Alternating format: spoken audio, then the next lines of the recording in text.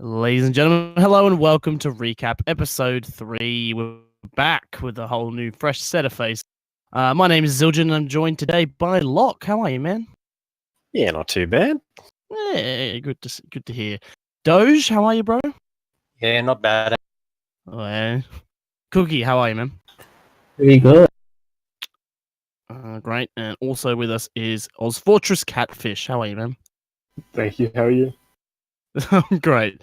So yeah, we're here talking about all things TF2 and ozfortress, and I just thought we'd kick it off by talking about what people have been up to. Maybe this season, just for the people living under a rock, and maybe if you've got anything going on IRL. Do you want to go from Catfish? Yeah. So this season was my first season adminning the league as the head admin. I was also playing. I got battered in Prem and got 4 rounds total. With you. Good time. And IRL haven't been doing much. Just been at uni. Final year next year. Yeah. Oh, nice. Not much with me. Cool. And yeah, Cookie, you had a pretty crazy season, didn't you? Yeah, it was quite fun. I enjoyed playing with the Jasmine boys. Yeah, in game, I guess the season's over, so it's just getting ready for next season. Potentially planning a LAN team. I'll probably get to that later, I guess. Huge. And IRL, I am just working a bunch because it's the holidays. Uni's over, just chilling. Yeah, nice. Doge, you've been playing demo for Xeno for a long time, haven't you, mate? Yes, that's correct. Season's been pretty good, although I did not play the grand final. Oh, what's that? Can we talk about that? Because I'm extremely confused. Everyone knows I was just sleeping, and that's all you need to know. But why? Just straight up asleep. Because, I stayed up late the night before playing Rust. I'm a bit addicted right now. Been playing probably too much, but it happens, I guess. Just don't play Rust. But you don't... And real I've just been, working, same as Cookie, really.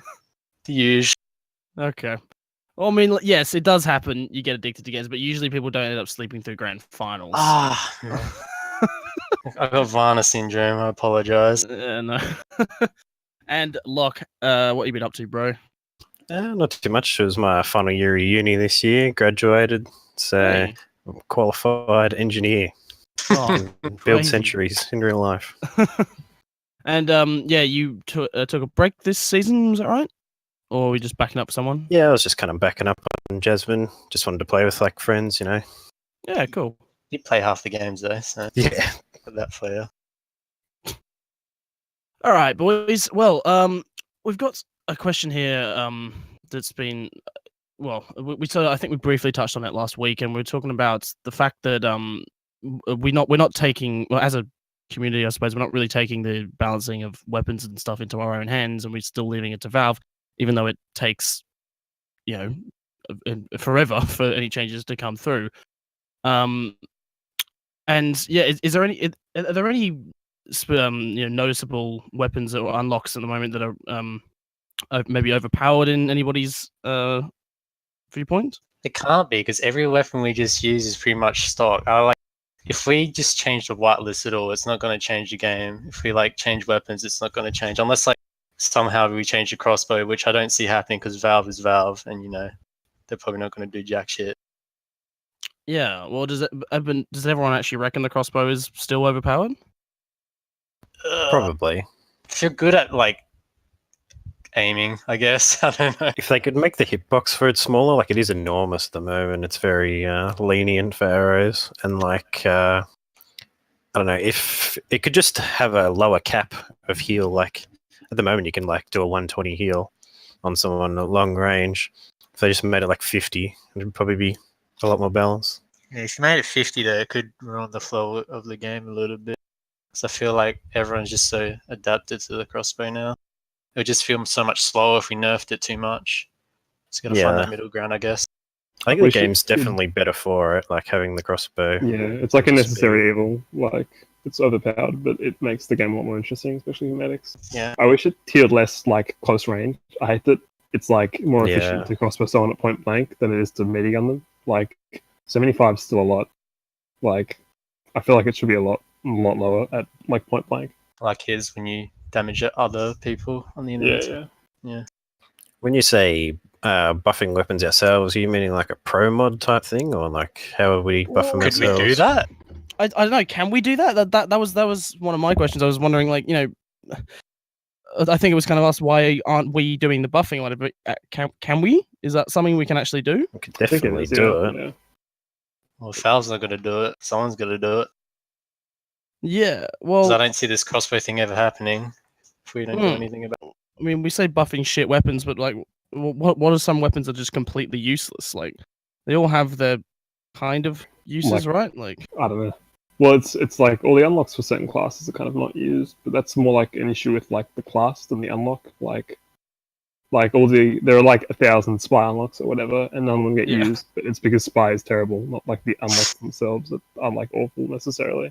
Just the class doesn't get touched.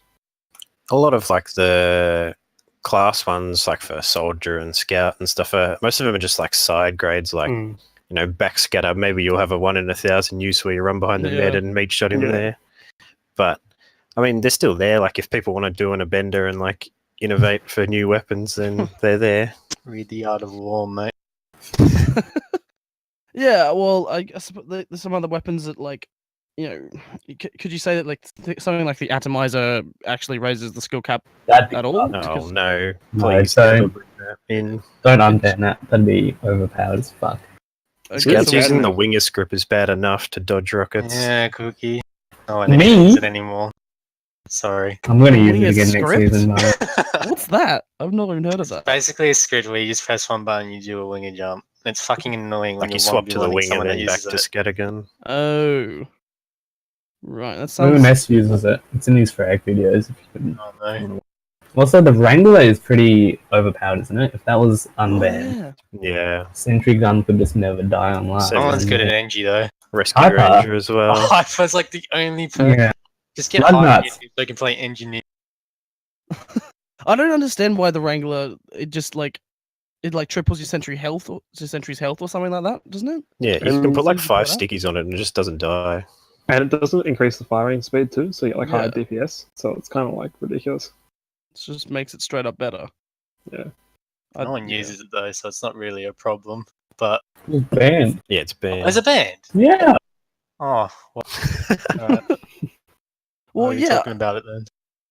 I think last week we also talked about the cow mangler and why that's currently banned. Because I believe ESEA this season, or was it ESEA? Yeah, I think they just Yeah. completely turned off the white. Or like, isn't Yeah, only they like created 2 their own. things banned? Like, No, is it's, there anything?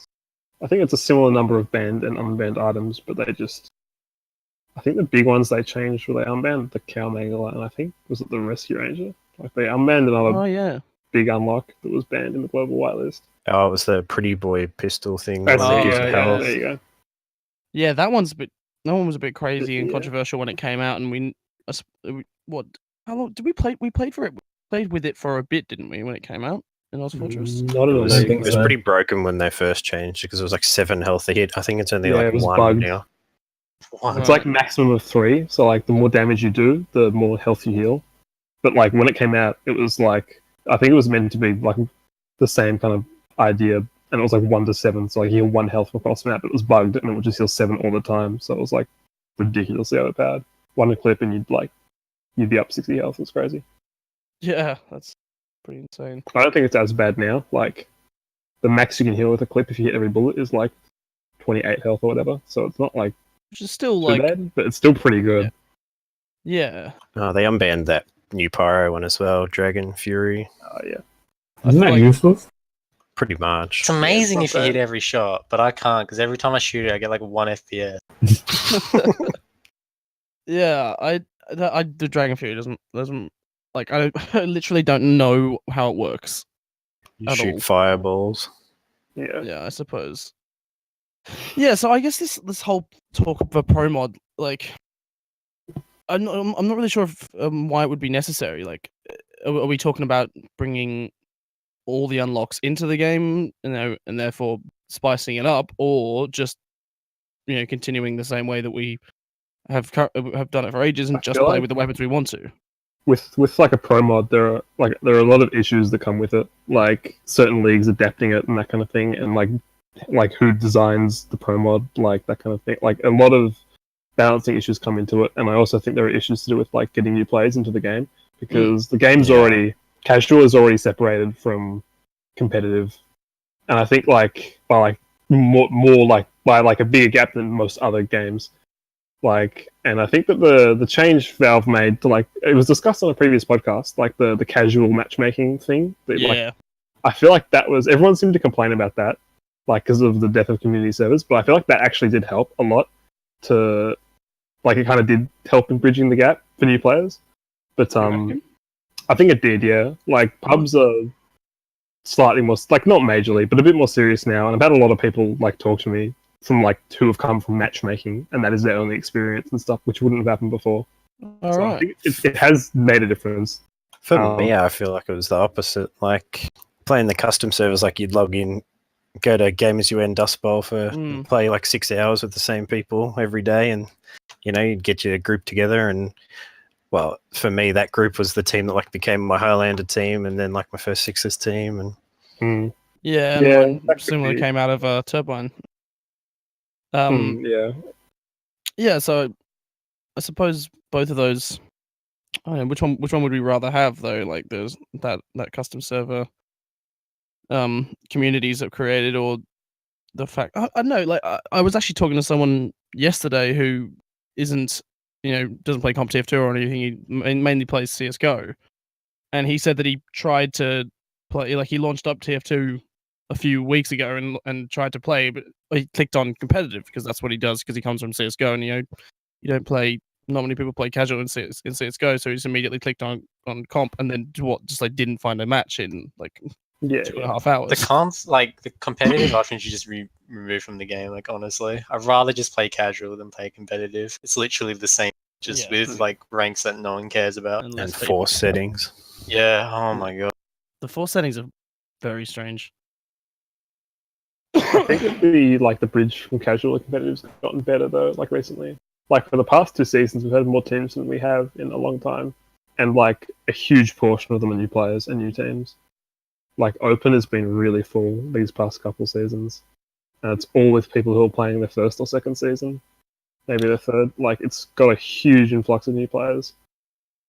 Yeah, so I feel like it has been doing something at the very least, and I just think a pro mod would like. Yeah, I feel like that gap is like one of the major issues that Comp TF2's always had to deal with, and bridging that gap. And I feel like anything that we would do that would make it like further the gap, I think is not good. I suppose it'd definitely like segregate the community and like forgot what else I was going to say. Yeah, well, I suppose moving it on, we have a little question. I suppose it's mainly aimed at you, Catfish. But we were talking about what might happen in the future for ozfortress. And I know you might have a little bit of extra money coming in now for some donors or whatever. Do you want to talk about briefly mention the Patreon? So right now our plans for the Patreon are, so we'll use it to keep covering costs of the servers, obviously. But we started receiving a lot more money than we originally planned, so that's been really great. It's nice to have the security, knowing that like even if a couple of our donors drop out, like we can still keep going for a bit. But yeah, so our plans with it right now is we've kind of got a few uses for it. I think the main one we're looking at is so previously when our physical like game server heavy.ozfortress.com, when that was being hosted in Canberra by Mercury, we didn't have anyone in Canberra like who could access it. Only Mercury could. I think most people would know he's like fairly detached from the community now and has basically nothing to do with it. So we didn't really have access to it. But now it's been moved up to Sydney. Like it's fairly close to Dev Zero, so he can like actually make physical changes to the server, like replace parts, upgrade, all that kind of stuff. So that's one thing we're looking at now, like making some very long overdue upgrades to the server. Because it's like 9 years old. It's getting old now. So that's something we're looking at. That's like one of the main things. We're also looking at and in terms of upgrades, like currently Warzone, the actual site is the hosting is paid for by Dev and Obler, and has been like a while. out of their own personal money. So I'm hoping that we can post that on the actual server after we upgrade it. So that would be like make it a lot easier for those. Yeah, for sure. But yeah, outside of that, outside of server upgrades, we're looking at prize pools potentially. We can't really guarantee anything. Like I feel like it's unlikely that the next season will get one, but season 25 next year we're looking at maybe having a prize pool, depending. Nothing's confirmed yet, obviously, but yeah, we want to announce that as soon as we can once we confirm it, if we confirm it. I think that's really cool. Those are the two main areas we're going to look at to use our spare change, basically. Just upgrades and prize pools. For sure. Well, is there anything that the three guys here is there anything that we would maybe like suggest that ozfortress might we be better to add or change or have anything like that? Because I know there's the the survey at the end of the season, which we always sort of will fill out sort of individually. But is there anything that anyone brought up or would like to speak about? It's probably been brought up like 20,000 times, but Sean's idea of playing, I don't know if it's been if it's going to happen or not, or anything. It's been discussed. It's not we'll see. It'll definitely be mentioned in the poll though that we do before next season. So make sure that you fill out the poll. Yeah. All right. Cool. Well, to be honest, I I think we might actually shoot to a quick break here and collect some questions and come back in about 5-10 minutes. So yeah, shoot some questions over to the I think it'll be linked in chat, and we'll see you back here in about 5 or 10 minutes. I reckon this is a bit of a break from recap episode 3 here with Catfish, Cookie, Doge, Left, Lock, and Mitch, and myself, Zildjian.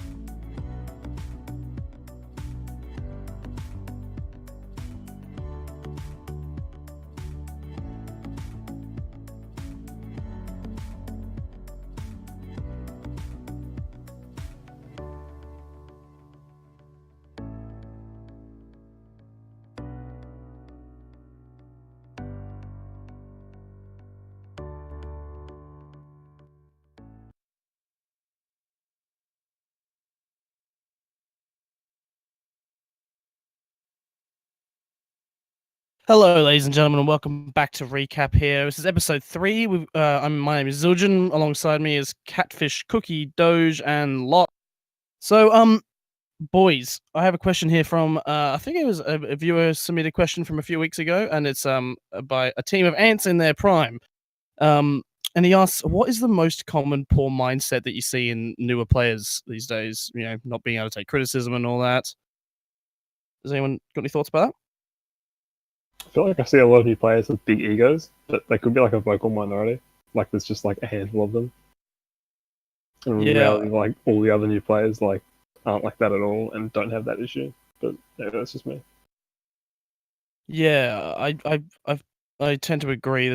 I've met quite a lot of vocal open players. I Is don't it- mind the big ego as such. It's just like they have to be willing to take criticism from people that are like, I guess, higher ranked than them, like, you know, intermediate or prem players that have got some advice or something for them that's actually constructive.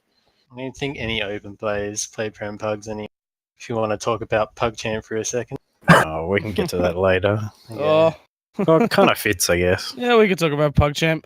So yeah, I think at the end of last week, I gave a little shout out and said that we should try and get some more intermediate gamers into PugChamp and try and start that second server up. And I haven't seen it happening much. What's going on, boys? There was a Okay. double pug last week or the other day, I remember seeing. But yeah, there is 2 servers there, obviously, for 2 games to happen at once. But I think, yeah, like intermediate and open players definitely need to get into it. Like, I know there's this, like, I don't know, predisposition that it's like toxic and, you know, you'll get yelled at by prem players, which will obviously happen occasionally just because, you know, Yeah. you make a mistake that they would normally make and frustrates them or whatever. But most of the time, people will give you an actual constructive thing on what you could have done better rather than just like outright yelling at you. So Just take it all as a learning experience.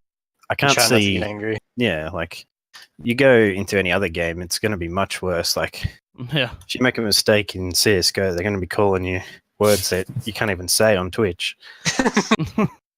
Yeah.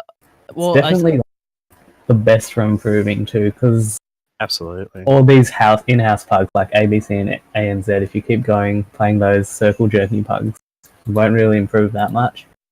Whereas, like as you guys said, the prem players can sometimes teach you. They're not yelling at you, which they won't. Hopefully, I feel like there's a lot of like lower division players that have been playing in PugChamp as well, and you've noticed they've improved I probably. think Yachty, like a boat, is a good example. Like Yachty, yeah. he's played a lot of prem pugs lately. He's I think definitely got him better. Max another one probably. yeah, Mac. Yeah.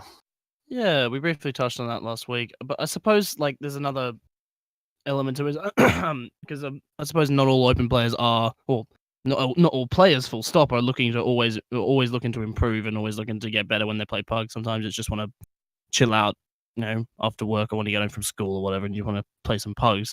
And do we think the Pug Jam can be a place for that as well, or is Pug Jam basically aimed more at, you know, competitive? Let's get better pugs. Kind of both. It's really like hit or miss if pug Depends game's on going the to be like a time. serious pug or like an absolute just garbage pug that you just want Depends to if- leave in. Yule's playing or not. Yeah, just don't add up if Yule's added up. That's my tip. Or me, probably me. And how I'm feeling. Yeah, I think it's definitely like what Cookie said, how, you know, if you're all just playing together, you're not going to improve at all. Like, you're only playing against yourselves. Like, you're not, if, I know, like, you know, scouts obviously aren't as good, can't aim as well as prem scouts, so you're not learning positioning because you're not getting rolled by scouts all the time, especially, and it's just a lot better to improve. Like, if you're grinding MGE, you may as well be playing the prem pugs. Like, you're obviously invested in playing the game. I feel like a lot of open players have like decent aim because this is like what everyone does these days. It's just MG. Like no one really has that drive to improve, really, to like watch demos or something. I don't know. Not even like top prem players who watch demos. We've just played a lot, I guess. I know what you mean. I suppose we. Oh, hang on. Sorry, boys.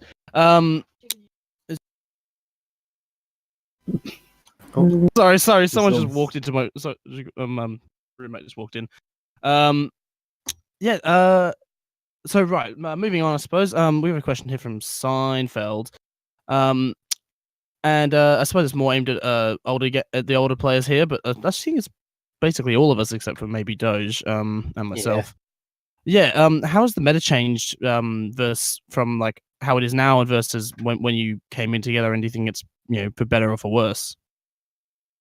from like the perspective of a pocket, I've played pocket for like many seasons now. I Yeah. feel like whenever you take over like a certain percentage of heals as pocket now, like people are more like stats obsessed, and I feel like as soon as you take over a certain percentage of heals, you get like abused for it, which is like justified because you probably shouldn't be doing it. But like I remember like a couple of years ago, or like 2013, 14, I remember like you'd take like 40% heals and no one would bat an eyelid. Like the game was more like, I felt like it was more pocket centric. Scouts was so much more disposable than they are now. Like they were just considered like, oh, if your scout dies, doesn't matter, whatever.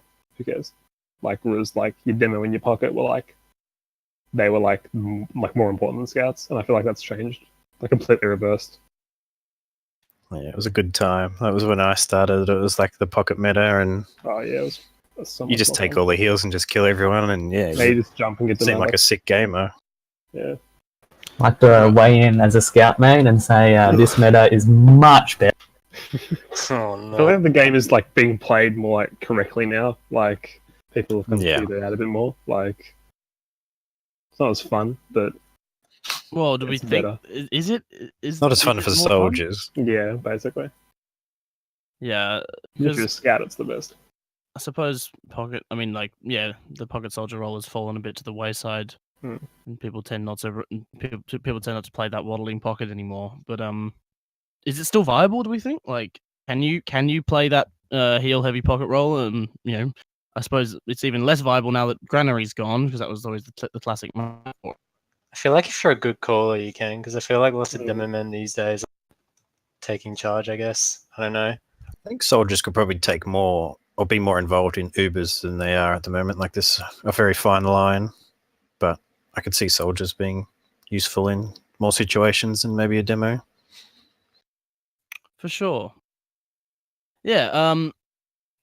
Okay. So moving in on here, we've got a question from Connor, and he asks how has the average skill level of ozfortress changed over time? So I suppose from a few seasons ago, or maybe even longer ago, if people remember that. How's the DM and brain level looking in comparison? Definitely more DM than it used to be. Yeah.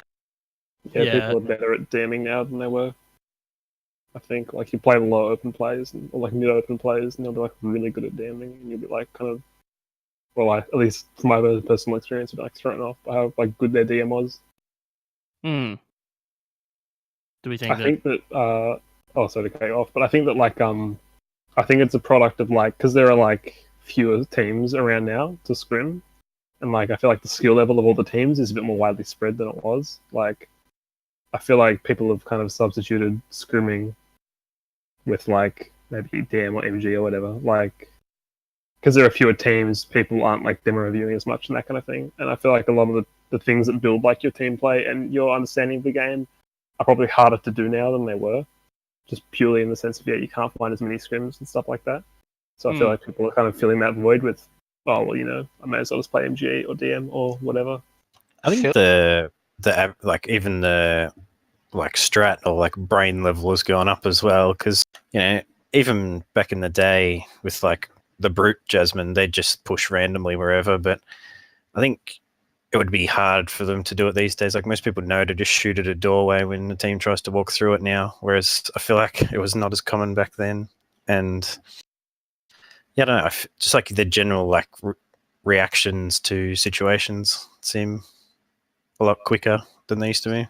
Yeah, I feel like when people scrim these days, they don't really plan out what they're doing. They kind of just like play, but in like their own team environment. I feel like people probably just need to strategize more, I guess. I don't know. Really go over what they're doing, sort of thing. I'm pretty sure that a lot of lower division teams don't do that. Well, I mean, I think you can also apply that to some of the teams in Prem, right? Like, I mean, all the it's top totally.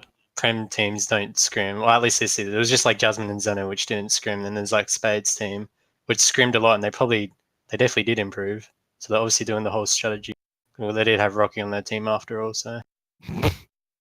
It's still basically the same as there's always been. There's always been the two teams at the top, and then third sort of a bit further out, and then the rest are all pretty reasonably close. I mean, third place. I mean, Spade's team could have definitely came at least second this season because they were improving a lot. I was actually kind of, because I'm in Zeno, I was kind of afraid, I Yeah. guess, they could beat us because we weren't scrimming. And Yeah, was there a reason for you not scrimming this season with Xeno? Everyone just sort of didn't really want to. Yeah, I guess no one just cared. Fair enough. Yeah, I suppose that leads us on to talking about something we briefly mentioned last week. I think Elmer had some things to say about whether or not we should have 6 or 8 teams in Prem, because I feel like there's actually not much wrong with having a six teams in Prem if it demands it this season. What do we think about that? I know that we mentioned last week, I think, that this season in particular we potentially could have done the 6 teams instead. Is there a reason you didn't do that, Catfish? From the perspective of like an admin and a low prem player, it's like I don't like it. Like I feel like last week everyone was kind of talking about it because they were under the impression that it was like the bottom 2 prem teams couldn't compete with the other 6. But I think it's the other way around. I think it's the top 2 can't compete with the bottom 6. Or maybe the top 3 can't compete with the bottom 5. Like in all the seasons I've played in low prem, like I've come 8th in prem twice. Yeah. And we've always had games that weren't rolls against the teams that were seated around us. It was never felt like this was the worst season we've ever played, and even this season we had maps and officials where we felt like we could win this easily if we had a consistent roster and had played like scrimmed once or twice.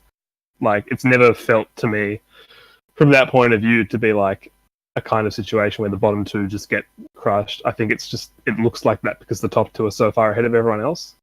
And I think the other, like from an admin point of view, like it's hard to kind of like with the 16 prem, and it just changes that division from the other 2, like in terms of like because you have to make it the same duration of weeks, that kind of thing, playoffs. It just kind of complicates it.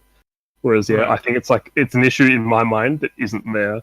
Like I don't think the bottom prem teams, like I don't think that's really a major issue, and I see it quite often that like teams will get bottom prem, and this even applies to maybe bottom inter too if they were hoping for open. And then they'll like lose all motivation because they think they can't compete. But in reality, had they tried, they could have easily competed and easily won maps or even games like against. Yeah, that's what I was going to touch on. Like, so I feel like that's a major issue. Like I've never felt like that bottom prem thing was like a problem at all. Yeah, there was a point where I was sort of for the 16 prem to keep the competition overall closer or whatever. I think 8. It's definitely better because, like, I know when my first season of Prem, we came like 7th, and I think the 8th team disbanded, so technically last, I guess. But I don't know. I feel that was one of like the best seasons I had, like, because I actually put in the time to like, why are we getting so destroyed? Like, just because you come actually last, improve and put the time in. Yeah, I agree. I had the exact same experience in season 19. When we got put in low in the last seed of Prem, it usually kills a team, or it has done, but it was like such a great season to just practice and get better. And even though we were rolled, like it was just good fun to actually practice. Yeah, maybe we should be trying to get teams that actually want to improve and get put into Prem, like instead of just like putting like high M teams that like don't want to get smashed every game. Yeah, it's hard to say because if there's a team of like Sandbaggers. Yeah, but like old people that aren't gonna play the game anymore. Like I don't want to throw anyone under the bus, but like a team of people that used to play hardcore and don't anymore, but they just want to play the game. Like they kind of are taking up a spot in Prem for a team of maybe the top inter or the top 3 inter teams that were like actually trying to improve. So, but it's hard to juggle because they could still like just turn up for matches and win inter maybe, but it's hard to juggle. Yeah, for sure. When you try to factor in like what division people always request, it's always really difficult. Like I think from memory for season 23 we had 4 teams request Prem, I think like 7 request intermediate, and everyone else open. So we had like 30. Everyone requested open. Everyone else requested open. Oh, right.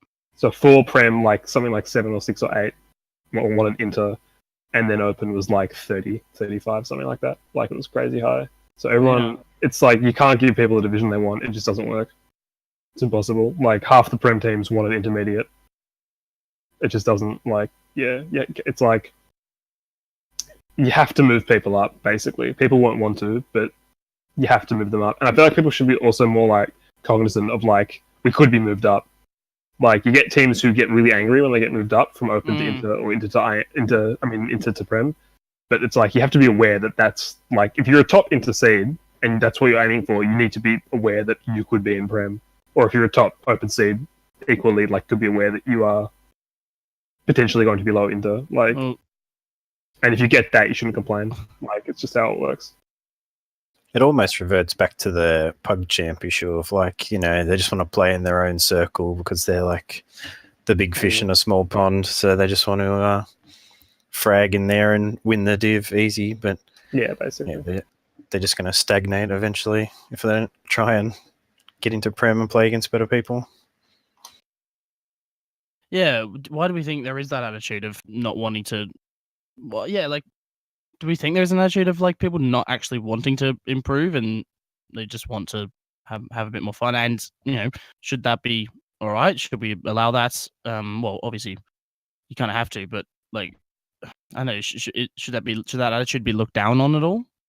It might be they just like they see teams like Jasmine and they're like, well, we're never going to be as good at that as that, so they just want to keep playing in their own, like Block said, their circles because they can win that and have fun there rather than striving to be the best, which they see themselves not being able to achieve. Well, possibly. probably every current top prem player has probably been at that stage at some point. So I don't understand why everyone like open right now doesn't have like that I want to improve mindset or whatever.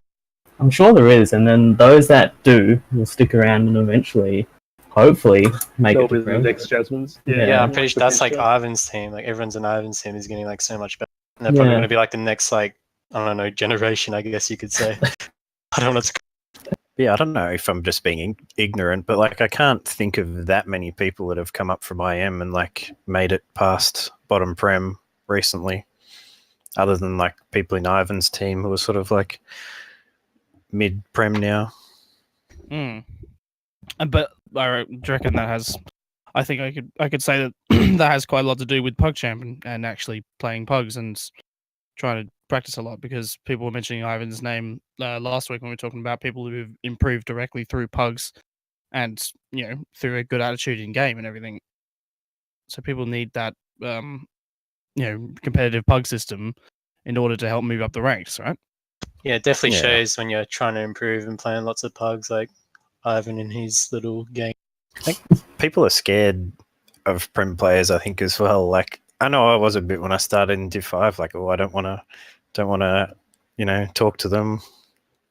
I'm scared to talk to these pro gamers, but I feel like they should, you know, reach out and ask questions and demo reviews. I know I've done some for like some open medics, watch their povs and stuff, but there's not many. Like, people don't seem to really reach out and ask questions. Most people would be, well, almost all of them would be happy to answer, I would think. For sure, I think so. All right.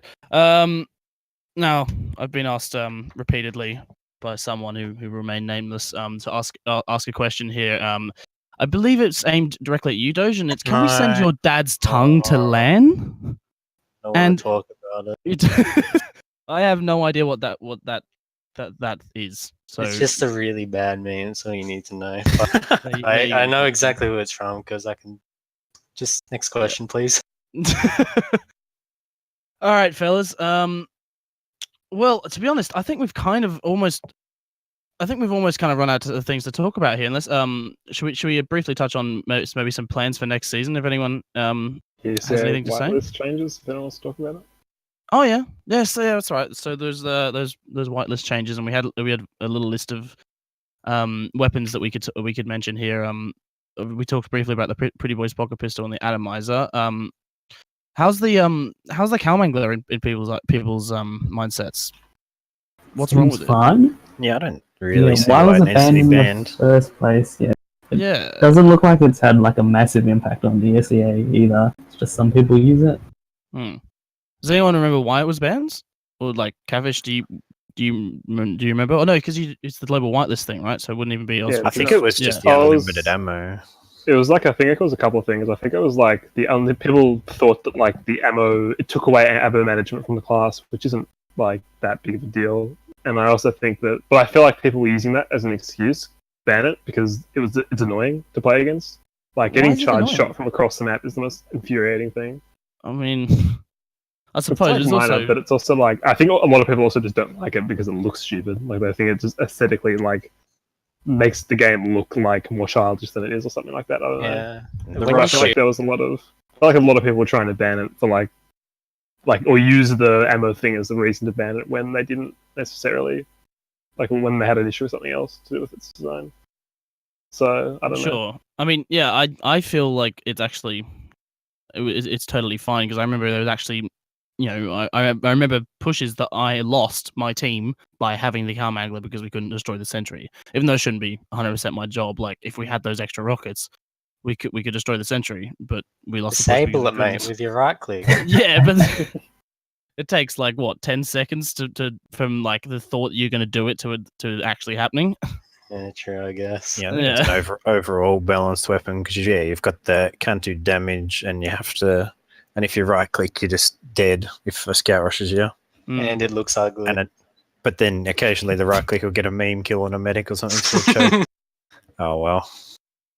Oh well. Another weapon we could talk about is the man treads. Now, has anybody actually tried them out since their rework? And Yeah, honestly, I genuinely think that before the rework, they were viable. Like, this may be a crazy, kooky opinion, but I do think they were viable. I think they had like a niche use before the nerf, because like you don't take any knockback while you wear them. If a roamer bombs, you can't knock him out of the air. Like you can't deny him. As long as he can get to the medic in one jump, you can't stop him from getting there unless you like double him or whatever. Like, and now that you have that extra air control, it's like I don't know. I haven't seen it used in ESA at all, but Could probably maybe do some crazy jumps with it with the air I feel control. like if used right, it could be really, really, really strong. To the point where it's like you can't really counter it. Like, Does it Yeah. still have the no knockback?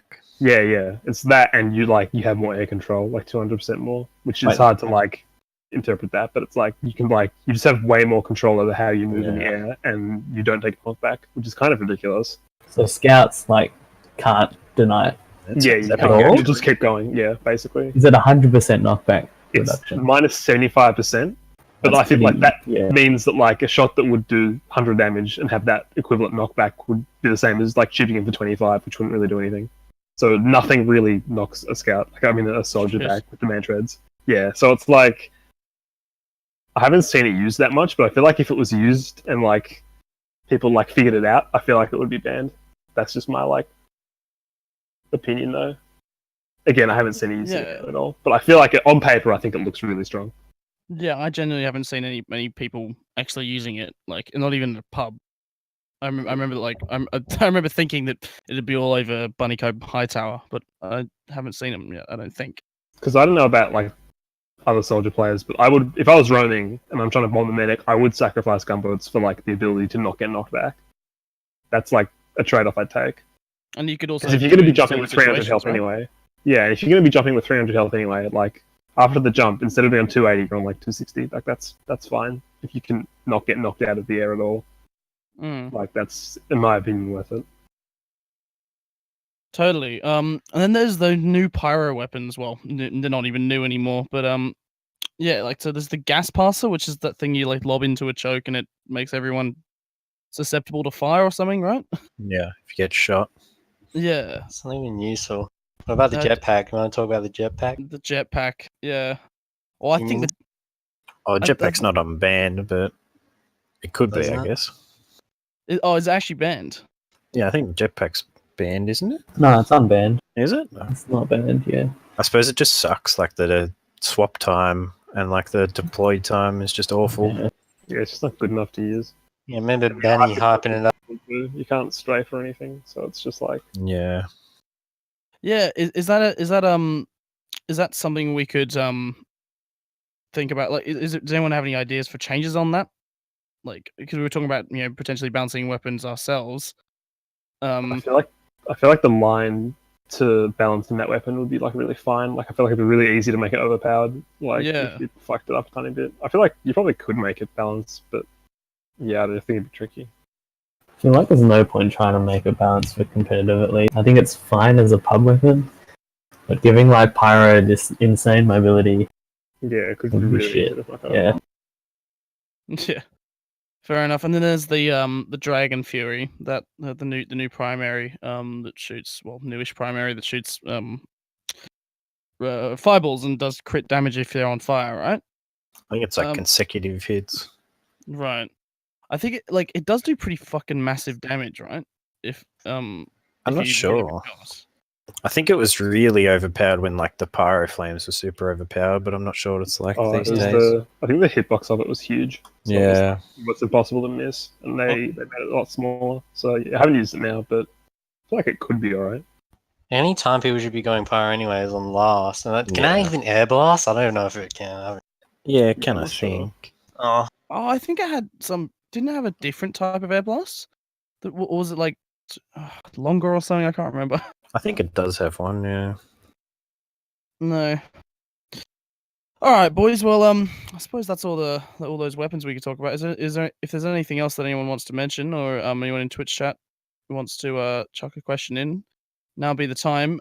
And I guess I'll just go down and talk about some plans for next. What on the topic Yeah. of weapons? Sorry, I just wasn't the atomizer nerfed, and like, isn't it really terrible now? Is it? I I thought have it no was. idea. I thought now you like, don't you have to have it deployed to use the triple jump? Oh, yeah. Okay, we can Make a unban it. It's sprint useless. In that case, isn't that just like awful? Yeah, Yeah, it's awful. terrible. Yeah, so I Damn. feel like that could be easily unbanned because it's pretty shit now. Yeah, I It's gone think- from like being ridiculously overpowered to I think really it's bad. fairly reasonable to like match NA's whitelist. Yeah. It's kind of annoying Mm. that they went off and did it themselves, but I mean, they've still got the Imperial system, so checks out. Mm.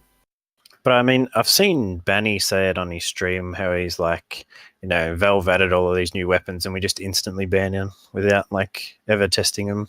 I can sort of see where he comes from, where he says like that's not very helpful to Valve if we never actually use the weapons to work out why they're broken. you're still Yeah. gimmicky. I don't see them useful and competitive in any way. It's probably Most reasonable weapons. to ban at the start because they're always broken when they add them in the game. Like there's some bug that makes them stupidly overpowered. Yeah. So ban them for like the remainder of that season or something, but then unban them on the next one or something. Sure. Yeah. All right. Well, I guess we'll just quickly talk about has anyone got any plans for next season? So, Catfish, do you know anything about what you're going to be doing? Oh, same old probably. More I think so that's for change. Yeah. Yeah, fair enough. Have you got something in store, Cookie? I think we're trying to make a team that could potentially go to a LAN next year. Hmm. I But think that's getting organised and stuff. We haven't played any match. I'd say we probably have 3 or 4 pretty confirmed players that are like keen to go and would go if we had the opportunity. That sounds awesome. Doge, what are you planning on doing next season? Nothing really confirmed yet, so I don't have much to say. Fair enough. And Locke, were you in the same situation as Cookie there? Yeah. Oh, sweet. Well, yeah, thanks for joining me, boys. And I guess I'll just chuck on to any shout outs if you guys want to do anything. Locke, anyone to shout out? Shout out to B1 and that'll do. Fair enough. Any shout outs for you, Doge? Shout out Zeno and Highlander Grand Final next week. Yeah. Yes. Yes. Am I playing? No, Why? because I'm better. It's not fun. Oh, God. Any shout outs for yourself, Cookie? You see me and Sam. And Catfish. Shout out to all of the ozfortress patrons for helping keep ozfortress alive. Shout out to ozfortress. Shout out to the admins. Shout out to Salt Free. Shout out to Jen, Dork, and William.